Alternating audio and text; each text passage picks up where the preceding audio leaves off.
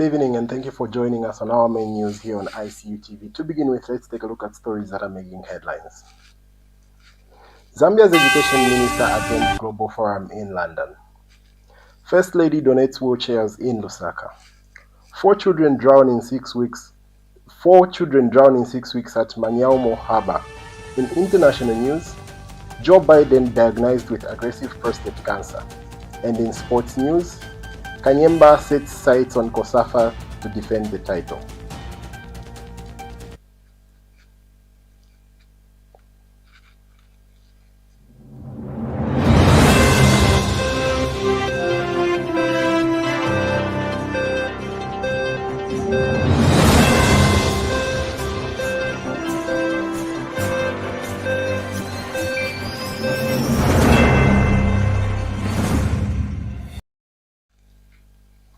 Thank you very much for joining us to present the main news in detail. My name is Zambia. The Zambian government has finalized a phytosanitary protocol with South Africa, enabling the export of fresh avocados to the South African market.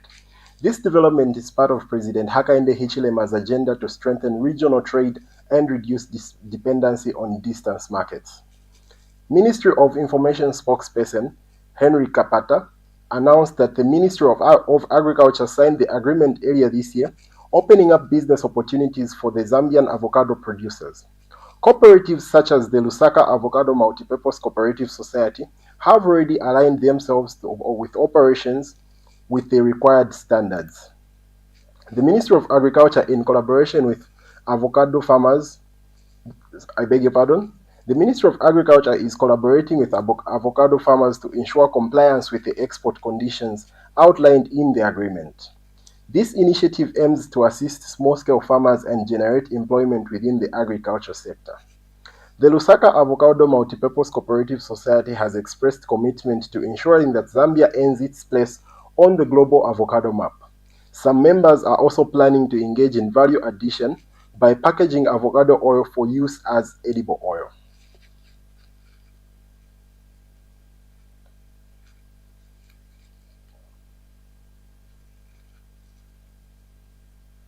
The sector is a clear example of that progress. Through the Ministry of Agriculture, our government signed a phytosanitary protocol with South Africa earlier this year. This is opening up business for Zambian avocados to access that market. Cooperatives like Lusaka Avocado have already aligned with international standards, customizing good agricultural practices to fit our local conditions. I planted here 6 hectares. And in varying sizes. The first 5 hectares are 3 years and 3 months this month. And the last one is 2 years. This means our farmers are not starting from scratch. They are already on the right track to meet South African requirements. What's even more encouraging is that these efforts go hand in hand with President Hakainde Hichilema's agenda to strengthen trade within the continent and reduce over-dependence on distant markets. Zambia is also supplying to local outlets like ShopRite, proving that our growers can compete both at home and abroad. This is what it means when the government says the right policies are in place for private sector jobs, rural development, and maximizing value for our agriculture sector. Minister of Education Honorable Douglas Siyakalima is representing Zambia at the 2025 Educational World Forum EWF in London, United Kingdom. The forum brings together education ministers from around the world to discuss pressing issues in education. During this event, Mr. Siyakalima will participate in various engagements, including a roundtable discussion on violence and around schools and a session on girls' education. He will also share Zambia's experience on the catch-up program during a bilateral meeting with the Pakistan EWF delegation. The Education World Forum provides an opportunity for Mr. Siyakalima to network with other education ministers and officials, exchanging ideas and best practices to improve Zambia's education sector. The forum runs from May 18th to the 21st of 2025. The Zambia Police Service has officially launched a 3-year project aimed at strengthening accountability and ensuring effective security during elections and beyond. The project, titled Strengthening the Accountability of the Zambia Police Service and Ensuring Effective Security During Elections and Beyond, was launched at the Mulungoshi International Conference Center, KK Wing, with support from various local and international partners. The initiative is being implemented with technical support from the Geneva Center for Security Sector Governance, DCAF, and the Southern African Center for the Constructive Resolution of Disputes, SACOD, and is funded by the government of Sweden through the Swedish International Development Cooperation Agency, SIDA. Speaking during the launch, the Zambia Police Service emphasized the urgency of the initiative in light of growing public demands for a more professional and accountable police force. The project focuses on three core pillars, which are strengthening oversight and accountability, improving police management and command structure, and enhancing operational effectiveness, particularly in the context of elections and public order management. The Zambia Police Service acknowledged the lessons learned from the 2021 general elections and reaffirms its commitment to implementing meaningful reforms. The project includes targeting training and capacity building across all ranks of the service, covering areas such as leadership, development, election preparedness, performance management, and human rights-based policing. The speaker added, "The goal is not only to improve our operation capabilities, but also to restore public confidence in the Zambia Police Service and as a trusted protector of law and order." The event was graced by several dignitaries, including Ambassador Johan Hellenberg of Sweden, Dr. Sophie Frediani of DCAF, SACOD, and board chairperson Dr. Jolie Kamwanga, senior Zambia police officials, and representatives from the Ministry of Home Affairs, Ministry of Justice, civil society organizations, and diplomatic community. Special recognition was given to the technical working group chaired by Deputy Commissioner of Police Engineer Lovius Musonda for its leadership in the design and rollout of the project. The Zambia Police Service has reaffirmed its readiness in collaboration with all stakeholders in implementing the reforms and ensuring that the police service remains a people-centered, rights-respecting institution. The project is expected to play a critical role in improving public trust, enhancing security before, during, and after the 2026 general elections. The government of Zambia has signed a landmark joint venture agreement with Akums Drugs and Pharmaceuticals Limited, one of India's largest pharmaceutical manufacturer, to set up a local production facility for approximately 150 essential medications. The initiative aims to enhance Zambia's pharmaceutical self-sufficiency and reduce dependency on imported drugs. The agreement was signed by a delegation led by Deputy Secretary to the Cabinet for Finance and Economic Development, Dr. Siyazongo Siakalenga, and included Ministry of Justice Permanent Secretary, Legal, Ms. Maunyamo, and Ministry of Health Permanent Secretary, Technical Services, Dr. Kennedy Lishimpi. The new facility is expected to break ground in September 2025, with President Hakainde Hichilema slated to officiate the event. Akum's President International Business, Mr. Ashok Saroha, reaffirmed the company's commitment to supporting Zambia's health sector, emphasizing that this venture is beyond commerce and focused on helping Zambia achieve self-reliance in production of affordable, high-quality medicines. Dr. Rishimpi hailed the partnership as a transformative step towards improving access to affordable medicines in Zambia, calling it a historic milestone that will significantly change the landscape of medical supply in our country. The Zambian Development Agency and Zambia Medicines and Medical Supply Agency have been tasked with overseeing the regulatory implementation process. The joint venture marks a deepened collaboration between Zambia and India in the pharmaceutical sector. It is expected to contribute to local employment, technology transfer, and the long-term strengthening of Zambia's health system and supply chain resilience. The First Lady of the Republic of Zambia, Mrs. Mutinta Hichilema, has donated 6 wheelchairs and crutches to residents of Lusaka's Mandevu and Chaisa compound. She also extended her condolences to the bereaved family of Mandevu constituency who lost 3 children in a lightning incident last month by donating beddings and shoes among many other items. The donation was handed over by UPND Chairman for Special Duties, Mr. William Banda. Mr. Banda urged constituency chairpersons to ensure that people benefit from government initiatives such as the Constituency Development Fund, CDF, and Social Cash Transfer. He emphasized the government's commitment to alleviating challenges and implementing developmental projects. He further expressed the party's solidarity during the difficult times to the Pilis who lost their children. The party's chairman for special duties, William Banda, has expressed the party's solidarity during this difficult time. Meanwhile, Mandevu constituency chairman, Hendrix Ndrovu, and beneficiaries, Francis Malunga and Letitia Chileshe, expressed gratitude for the donations. Chaisa Youth Chairperson Hagai Bwaria also appreciated the government's developmental projects in the township. 4 children aged between 7 and 13 have drowned in the last 6 weeks while swimming at the Maunyamo Harbour in Mongu District, Western Province. The harbour, which has experienced high water levels due to the recent flooding, has become a source of concern for residents following the string of fatal incidents. Community members say the area poses a serious threat to unsupervised children. One concerned resident, Lungo Wenyambe, has called on parents and guardians to be more vigilant and to educate their children on the dangers of swimming in unsafe waters, especially during the flood season. We go for a break. Join us on the other side as we bring to you more stories. The Information and Communications University is driving the thrill for the nation in research and development. Enroll now for full-time and distance programs in the School of Engineering, Humanities, Business and Education.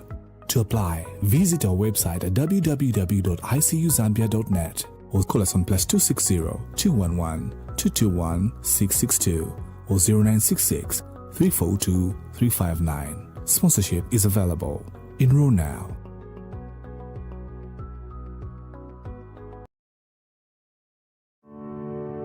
At the Information and Communications University, we're not just educating students, we're shaping the future of Zambia and beyond. With a global perspective, ICU offers cutting-edge programs in information technology, business, humanities, engineering, and education. We combine theory with practical skills, ensuring our graduates are ready for the job market. Whether full-time or distance learning, our flexible programs cater to the needs of every student, creating pathways for success. ICU is driven by innovation, research, and entrepreneurship. We empower our students to be leaders and change makers in their industries. Through strategic global partnership, including collaboration with leading universities such as St. Petersburg State University and others, we give our students a competitive edge on the global stage. Our graduates don't just earn degrees, they create impact. They are leading the way in ICT, business, engineering, and more, both locally and internationally. Join the Information and Communications University, where your future begins today.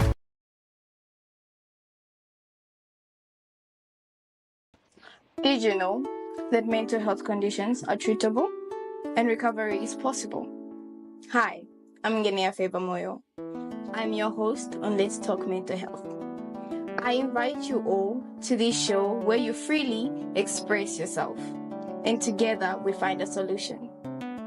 For more details, you can contact 0777 93 73 92, and we'll be there to help you find solutions to whatever you're going through.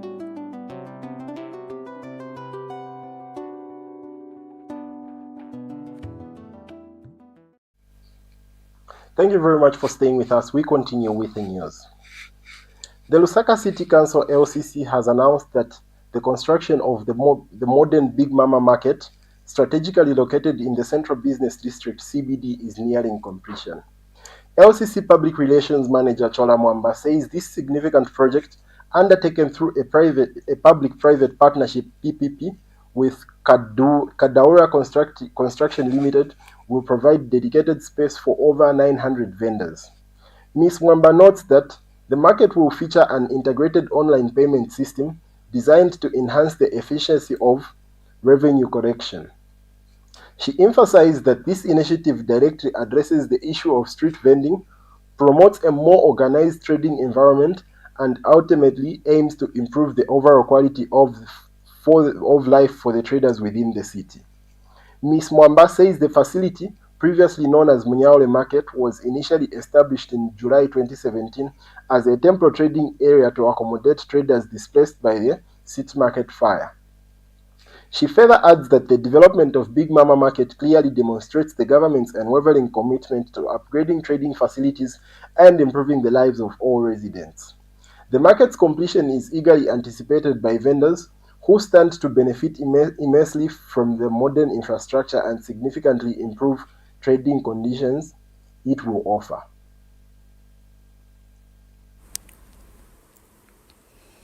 The construction of Big Mama Market is at an advanced stage, with partitioning of stores, plastering of walls, installation of electrical fittings, and surrounding clearance currently underway.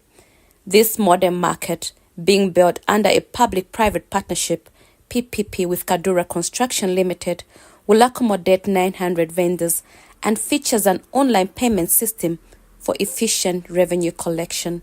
The project aims to discourage street vending, promote orderly trading, and improve quality of life for traders in the city. Once completed, it will provide a conducive trading environment and enhance revenue collection for the local authority. The Big Mama Market was previously known as Maunyamo Market. It was initially established as a temporary trading area in July 2017 for traders who had been displaced from the city market after a fire gutted the premises. Therefore, the development of Big Mama Market demonstrates government commitment to improving trading facilities and lives of the residents in the city. This construction is a strategic effort to provide modern infrastructure, and its completion is anxiously being awaited for by vendors. With its advanced facilities and large capacity, Big Mama Market is set to become a hub of commerce and economic activity in the city.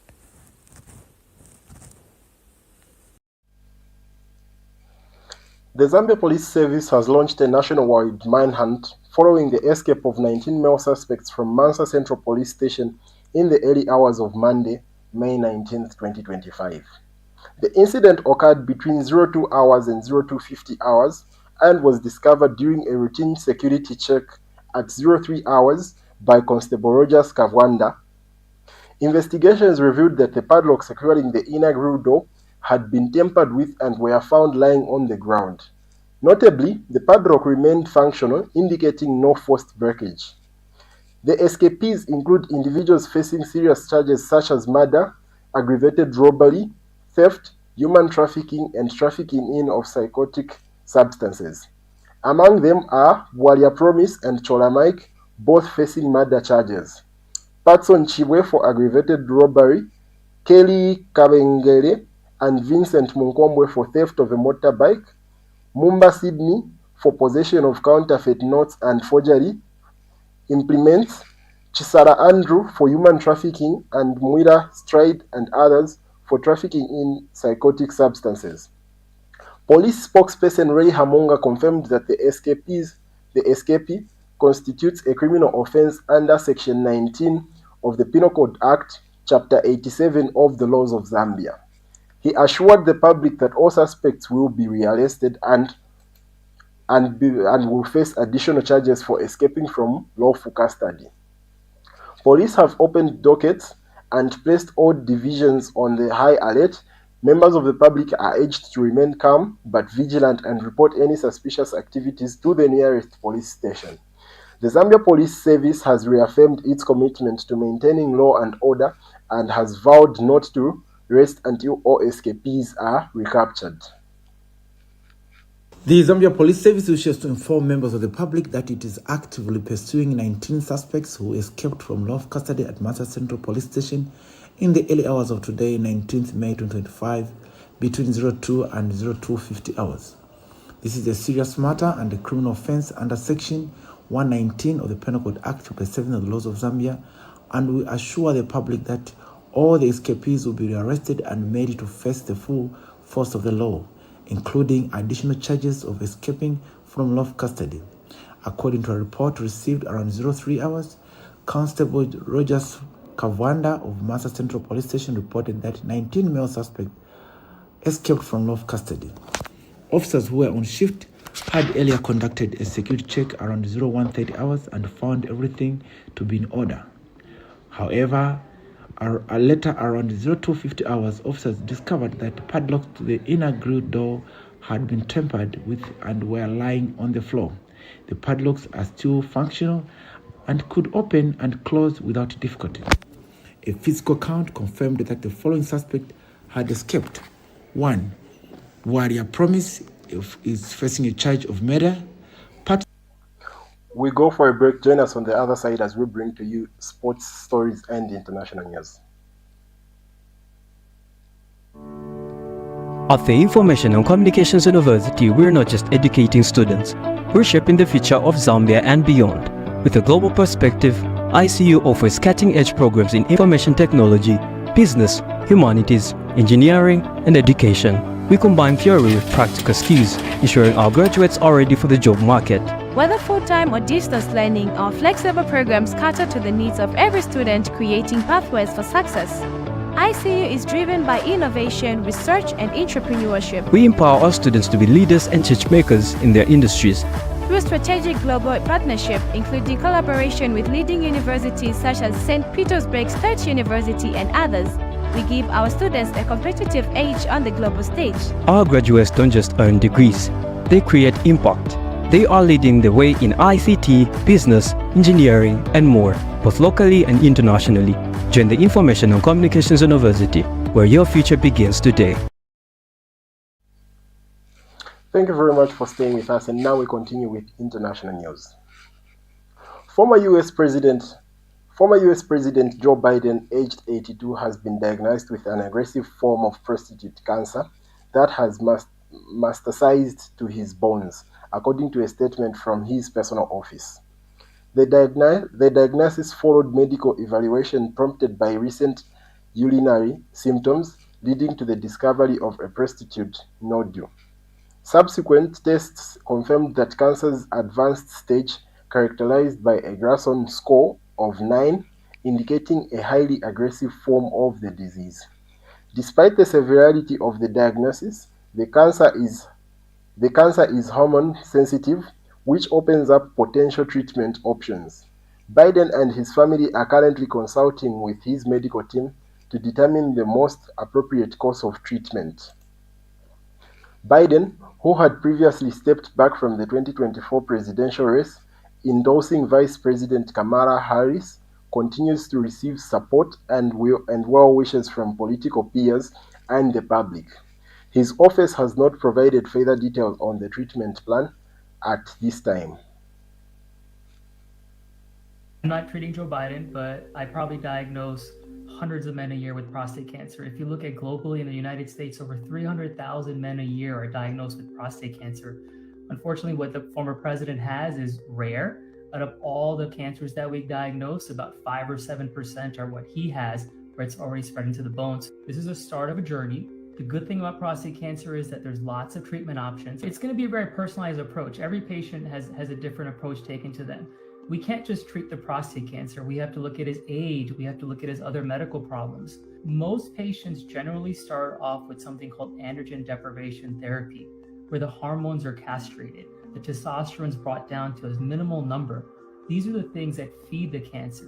Beyond that, he may get things like chemotherapy. He may get medications that can help support his bones as they're being chewed up with cancer. He may also get specific targeted therapies. But generally the initial is like, let's get as much as we can in this patient, but not everyone can tolerate all these treatments. Some of these treatments do have their own side effects. So this is where you have to look at the individual patient, their age, other medical comorbidities, and how aggressive do you want to treat the cancer, and will it affect some of the other medical conditions this patient has? So everything, as I started, I'm going to end, it's very personalized. So the care he's getting is probably going to be very specific to what his needs are. Over 100,000 demonstrators marched through the Hague, Netherlands, calling for the Dutch government to cease its support for Israel amid ongoing military actions in Gaza. Organized by human rights groups including Amnesty International and Doctors Without Borders, the protest is considered the largest in the countries in 2 decades. Protesters, many dressed in red, completed a 5-kilometer loop around the city, symbolizing a red line they believe the Dutch government has failed to draw against Israel's actions. The demonstration coincided with intensified Israeli group operations and airstrikes in northern Gaza, which reportedly killed at least 103 people, including many children. The protests route past the International Court of Justice, where a case brought by South Africa accuses Israel of genocide allegation Israel denies, claiming its actions in Gaza are in self-defense against Hamas. Oxfam Navad criticized the Dutch government's perceived inaction on allegations on alleged Israeli war crimes, encouraged citizens to press for a stronger response. Dutch Foreign Minister Casper Veldkamp recently emphasized interest in reevaluating EU's Israel agreement, but the government has not taken a firm stance. Meanwhile, Geert Wilders, leader of the largest party in the ruling coalition, reaffirms his support for Israel and dismissed the demonstrators as confused Hamas supporters. Al Jazeera step-Versan reported from the scene, noting the device turnout and the peaceful nature of the protests. Demonstrators emphasized the urgency of halting what they describe as a humanitarian catastrophe in Gaza, urging the Dutch government to reconsider its political, economic, and military ties with Israel.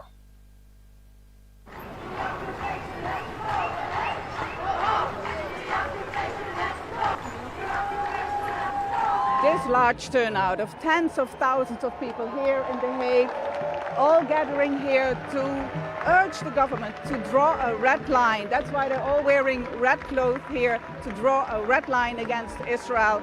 The government should stop supporting Israel. That's what they are saying. It's already too late, but now they still give the government a chance to change its attitude, its stance against Israel. The government has now shifted slightly. They have asked for review of the so-called association treaty between the EU and Israel. There will be a meeting in Brussels on Tuesday. It's perfectly clear. If you want real action, you can go to Brussels and say, for the Netherlands, this treaty is over as long as this genocide continues. The only thing it demonstrates is that public pressure works. We are a party to the Genocide Convention, we are a party to the Children's Rights Convention, and we are not obeying those obligations. So we have to draw the red line after 18 months of talking. 6 out of 10 Dutch people want change in how we are treating Israel. And I think that this shows, with over 80,000 people coming to The Hague today, that it's desperately time that the government starts to listen to us. This huge turnout here in The Hague shows how public opinion is so different from what the government is doing, government's position towards Israel. Only 15% of people in the Netherlands are still supporting the Dutch government policies towards Israel. That according to a latest survey. What we've seen also is that the mayors and the cities, the large cities in the Netherlands, have now adopted the term genocide to explain what Israel is doing, Israel's war in Gaza.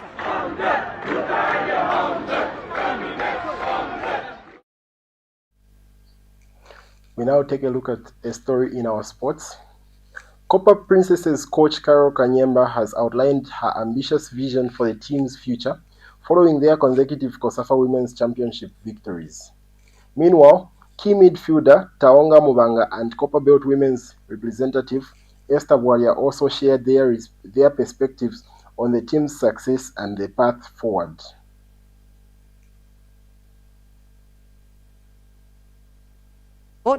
Who makes things all possible for us. Secondly, I would want to appreciate the association for sending us forth to go to COSAFA to bring back our trophy that we had taken back. And as we promised when leaving, we said we are going to bring back the trophy, and we have delivered. And this is like a welcome gift to the new executive at the association. The girls and the technical bench are promising a good outing, and this is the beginning of greater things that we shall achieve collectively as Zambia. And we dedicate everything that we do to everyone who's put in everything for us. As we begin our preparations for the World Cup, we look forward to good preparations so that we can have a good outing at the World Cup and also make a mark at African level and also the World Cup level. Tikuunganizi komo pa presidenti pa GS pa support yanu endi tikupromisani tikali kukumvesani bwino na kwa utikapu dzakandi kumvesani bwino mungamweta kuleterani trophy. Excited to be here, safe home after winning the COSAFA tournament back to back. It wasn't an easy journey, but with the help of the Lord, unity that was displayed by the team, and the commitment that the players showed, here we are. Otherwise, I just want to say thank you, Mr. President, for sending me.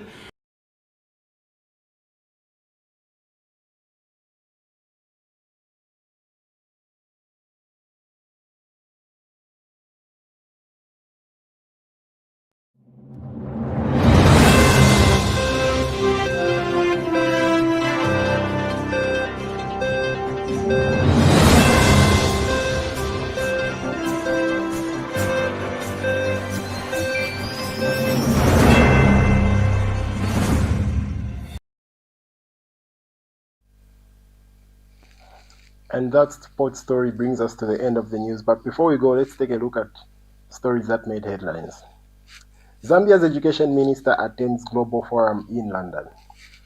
First Lady donates wheelchairs in Lusaka. 4 children drown in 6 weeks at Maunyamo Harbour. In international news, Joe Biden diagnosed with aggressive prostate cancer. And in sports news, Kanyemba sets sight on COSAFA title defense. Thank you very much for choosing to watch ICU TV. I have been Emmanuel Zimba. Please don't forget to follow our socials. We are ICU TV on Facebook, and you can find us on LinkedIn, TikTok, as well as YouTube. Thank you very much. I have been Emmanuel Zimba, and stay blessed.